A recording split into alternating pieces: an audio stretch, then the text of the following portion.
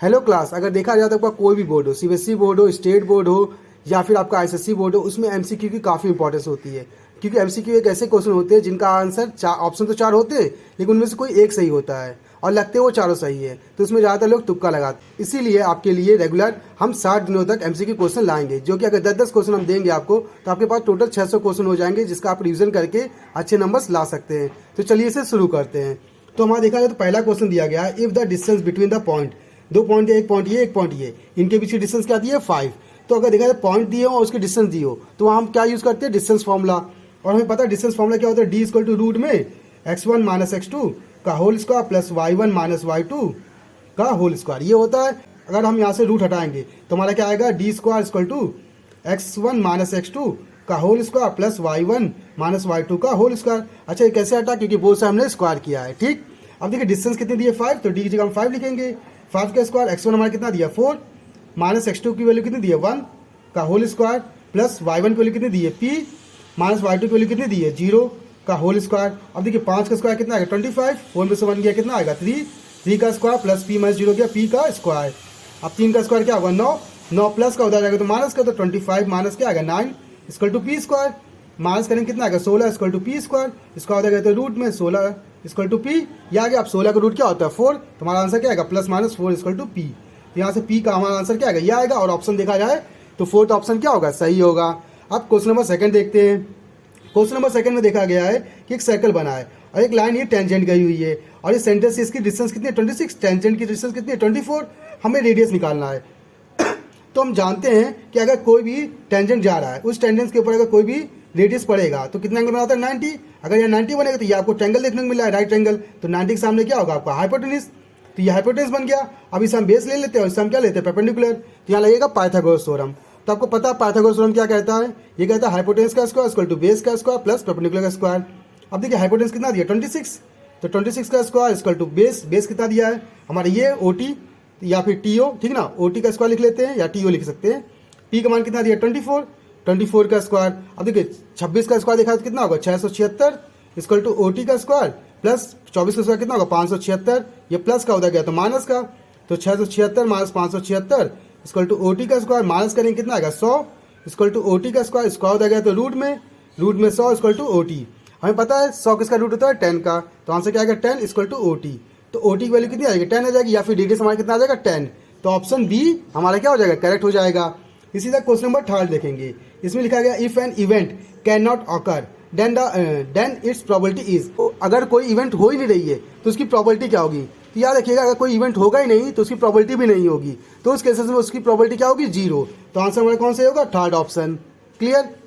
उसके बाद question number 4 देखते हैं। फोर्थ बोल रहा है कि the ratio in which the X axis divide the segment join, ये और ये 2 पॉइंट दिए, इसको कोई लाइन से ज्वाइन करिए, तो हम 2 पॉइंट बना लेते हैं। पहला दिया 3,6 और दूसरा क्या दिया हमको 12,-3।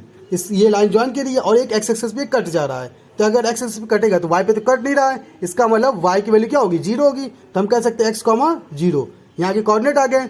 अब यहाँ पे हम सेक्शन फॉर्मूला लगाएंगे, उसके लिए हमें पता होना चाहिए रेशियो, क्योंकि रेशियो तो निकालना है, इसलिए हम यहाँ k मान लें और यहाँ 1 मान लें।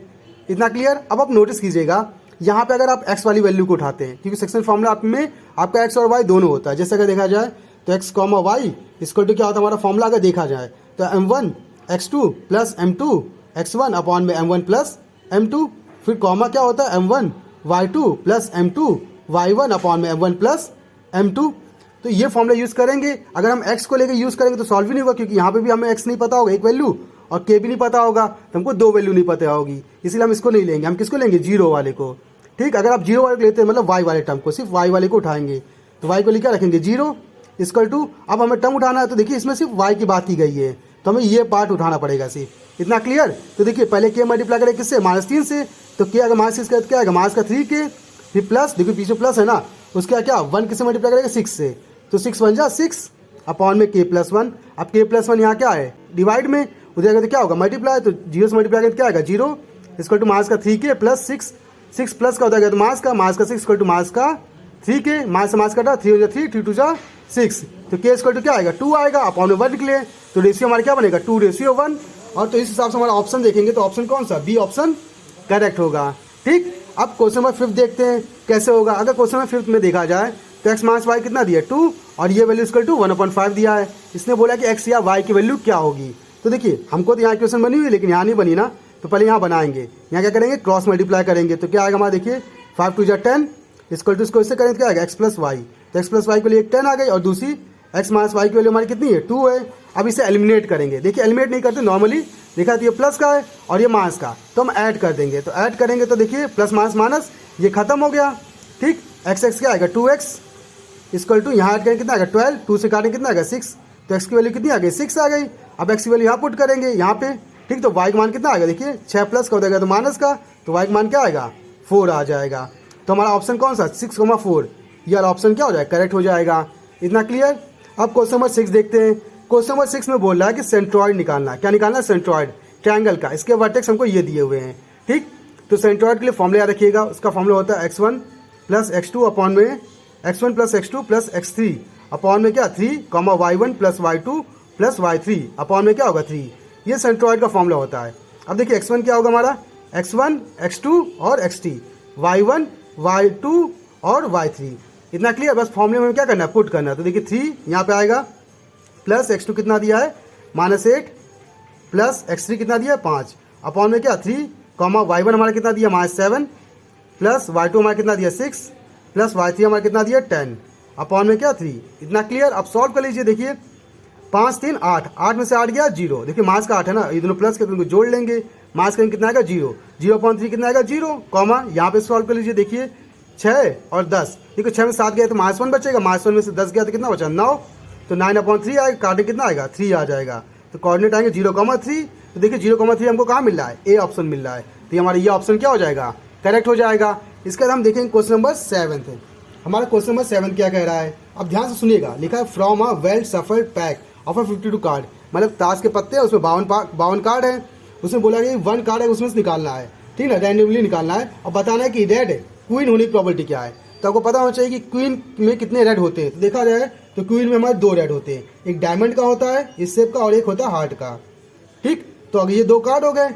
अब टोटल अगर देखा जाए टोटल कितने कार्ड है 52 कार्ड है, तो 2/52 कार्डिंग कितना आएगा 1/26 आ जाएगा। तो इस तरह से हमारा ऑप्शन कौन सा, 4th ऑप्शन करेक्ट हो जाएगा। ठीक, अब क्वेश्चन नंबर 8 देखते हैं। तो क्वेश्चन नंबर 8 में अगर आप नोटिस करेंगे इसमें लिखा है इफ 2 डिफरेंट डाइस, अगर 2 डाइस लेते हैं उनको रोल करते हैं, रोल साथ में रोल करते हैं, ठीक ना, तो जो प्रोबेबिलिटी है वो इवन नंबर आने की प्रोबेबिलिटी क्या होगी। तो नोटिस कीजिएगा 2 कार्ड, अगर आपके पास 2 डाइस हैं, अगर आप दोनों डाइस को रोल करते हैं तो अगर देखा तो एक डाइस में कितने नंबर होते हैं 6। ठीक है, 2 बार 2 डाइस लिया तो आपने क्या होगा, यहाँ पे फॉर्मूला यूज करेंगे 6 की पावर n का, क्या निकालने के लिए, ऑब्जर्वेशन निकालने के लिए। तो 6 की पावर n का कितना आएगा, अगर देखा तो n की वैल्यू कितनी बार चली गई 2 बार, तो 6 स्क्वायर तो कितना आएगा 36। तो हम कह सकते हैं हमारा आउटकम कितना होगा 36 होगा। ठीक, तो ये हमारा अपॉन में आएगा। ठीक, अच्छा ऊपर क्या आएगा, ऊपर वो आते हैं जिसकी पॉसिबिलिटीज पूछी जाती है। जैसे यहाँ पूछा गया है क्या, इवन नंबर की ना, तो इवन नंबर का आप सोच देखिए कि कितने इवन नंबर आ सकते हैं। अच्छा बन कितने सकते हैं, इसको भी सोचना पड़ेगा। तो देखा जाए, देखिए अगर हम शुरू करें 1 1 ये आ सकता है, 1 2 ये आ सकता है, 1 3 ये आ सकता है, ऐसा करते करते 1 6 आ सकता है। ठीक, 2 1 आ सकता है, 2 2 आ सकता है, ऐसा करते करते क्या आ सकता है 2 6 आ सकता है, फिर 3 1 आ सकता है, 3 2 आ सकता है, ऐसा करते करते क्या आ जाएगा 3 6 आ जाएगा। इसलिए फिर 4 1 करते 4 1 4 2 इससे करते करते 4 6 आएगा। इसलिए 5 1 5 2 फिर डॉट डॉट डॉट क्या आएगा 5 6 आ जाएगा। इससे फिर 6 1 6 2 और फिर डॉट डॉट डॉट क्या 6 6 आ जाएगा। लेकिन हमको ये नंबर तो आ जाएंगे, लेकिन हमें पूछा क्या है कि इवन नंबर वाले। तो देखिए इसमें इवन नंबर हमको मिलेगा नहीं। ठीक, क्योंकि अगर 1 है, एक 1 हो जाएगा, बाकी तो कोई भी इवन नंबर आ रहे हैं, लेकिन वो ऑड ही मिलेगा क्योंकि आगे तो ऑड है हमारा। ठीक, तो इसको हम ले सकते हैं, इसी तरह से हम इसको नहीं ले सकते और इसको नहीं ले सकते, मिलेगा इन तीनों से। ठीक है, 2 1 ये होगा नहीं, 2 2 होगा, एक 2 2 हो सकता है हमारा, फिर 2 4 हो सकता है, फिर 2 6 हो सकता है इस वाली पूरी रो में। इस वाली रो में देखा है तो देखिए 4 2 हो सकता है, 4 4 हो सकता है और 4 6 हो सकता है। ठीक ना, इसमें से नंबर मिलेंगे 3। इसी तरह का देखा जाए तो 6 वाले में 6 2 हो सकता है, 6 4 हो सकता है और 6 6 हो सकता है। इतना क्लियर। तो देखिए 3 3 3 तो टोटल कितना 9, तो ऊपर क्या आएगा हमारा 9 आएगा। अब इसे काट दीजिए, 9 9 9 4 जा 36, तो 1/4 इसका आंसर होगा। तो ऑप्शन नंबर बी हमारा क्या होगा, करेक्ट होगा। इसी तरह क्वेश्चन नंबर 9 देखेंगे। क्वेश्चन नंबर 9 को ध्यान से सुनिएगा। इसमें क्या लिखा है कि which of the following equation has the sum of roots is 3। किसके सम ऑफ रूट्स क्या है 3 है।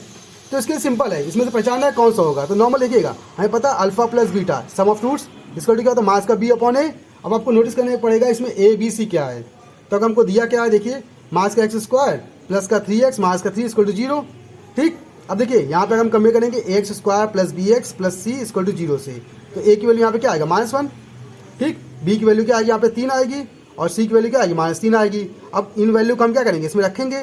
तो रखिए कितना आएगा, बी की वैल्यू 3 रखा तो पहले माइनस है तो -3 आ गया, फिर ए की वैल्यू -1 तो काटेंगे कितना आएगा 3 आ गया। देखिए नॉर्मल तो ए प्लस बी की वैल्यू हमारी कितनी आ गई, या अल्फा प्लस बीटा की वैल्यू कितनी आ गई 3 आ गई। और यही पूछा था 3 किसके लिए होगा, तो हमारा ऑप्शन क्या होगा, फर्स्ट ऑप्शन ही करेक्ट हो जाएगा। उसका हमारा लास्ट क्वेश्चन दिया है क्वेश्चन नंबर 10। ये कह रहा है कि इफ द इक्वेशन ये दी है, ठीक ना, इसके इक्वल रूट्स हैं। अब जहाँ इक्वल रूट्स की बात कर दे तो आपको आंख बंद करके एक काम कर देना, वो फॉर्मूला यूज़ करना है B square minus 4ac equal to 0। इस फॉर्मूले का यूज़ करना है, ठीक ना। अब देखिए यहाँ पे ए बी सी निकालना पड़ेगा, तो हमें पता है आगे वाला हमारा क्या होता है ए, ये हमारा क्या हो जाएगा बी और ये हमारा क्या हो जाएगा सी। बी की जगह हम क्या लिखेंगे 6 के, तो यहाँ आएगा क्या 6 के स्क्वायर माइनस 4। ए की वैल्यू हमारी कितनी दी है 9 मल्टीप्लाई सी की वैल्यू हमारी कितनी दी है 4 इक्वल टू 0। इतना क्लियर। अब देखिए 6 का स्क्वायर क्या आएगा 36 के स्क्वायर माइनस इनको मल्टीप्लाई कीजिए 4 4 जा कितना होगा 16 16 9 जा 144 इक्वल टू 0। इतना क्लियर। अब देखिए माइनस का है ना, उधर जाएगा तो क्या होगा प्लस का, तो 36 के स्क्वायर इक्वल टू 144। ये मल्टीप्लाई में उधर गया तो डिवाइड में, तो हमारा क्या आएगा के स्क्वायर इक्वल टू 144 अपॉन में 36। ठीक, अब इसको काटेंगे, काटना चाहे तो काट सकते हैं, तो कितना आएगा देखिए 36 वन 36 4 जा पूरा कट जाएगा। तो देखिए अब स्क्वायर उधर आएगा तो रूट में, तो के स्क्वायर क्या आएगा रूट में 4 मतलब प्लस माइनस 2।